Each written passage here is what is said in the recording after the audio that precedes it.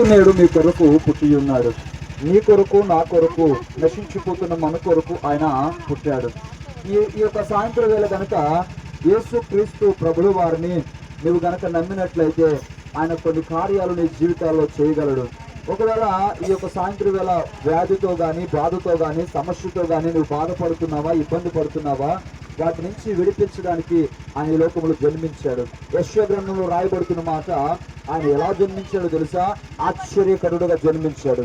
ఆలోచన కర్తగా ఉన్నాడు ఆయన, బలవంతుడైన దేవుడిగా ఉన్నాడు ఆయన, నిత్యుడైన తండ్రిగా ఉన్నాడు ఆయన, సమాధాన కర్తగా ఉన్నాడు ఆయన.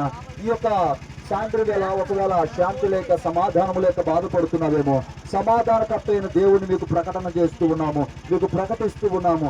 ఆయన సమాధానమిచ్చే దేవుడు, పీస్. ఆయన సమాధానమిచ్చే దేవుడు, శాంతినిచ్చే దేవుడు, శాంతికి అధిపతి అయి ఉన్నాడు. యేసుక్రీస్తు ప్రభుల వారు ఈ లోకంలో జన్మించిన వేళ కొంతమంది వ్యక్తులు ఆయన ఆరాధించడానికి వచ్చారు. గొర్రెల కాపరులు ఆయన ఆరాధించారు, జ్ఞానులు ఆయన ఆరాధించారు.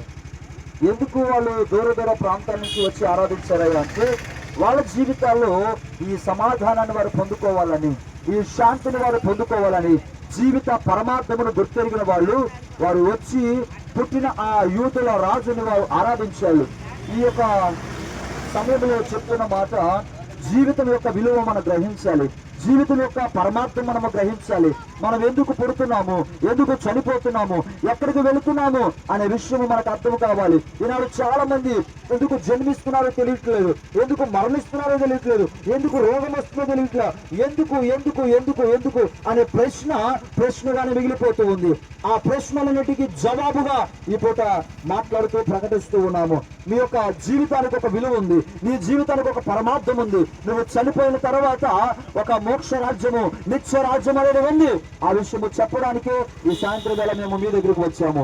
ఆ విషయాన్ని నమ్మినట్లయితే యేసయ్య మీకు రక్షకుడుగా ఉంటున్నాడు, మీ జీవితాలకి ఒక విలువనిచ్చి మిమ్మల్ని నడిపించాలనుకుంటున్నాడు. నమ్మిన వారు యేసయ్యని పిలవండి, మీ కొరకు మేము ప్రార్థిస్తున్నాము. పరిశుద్ధుడా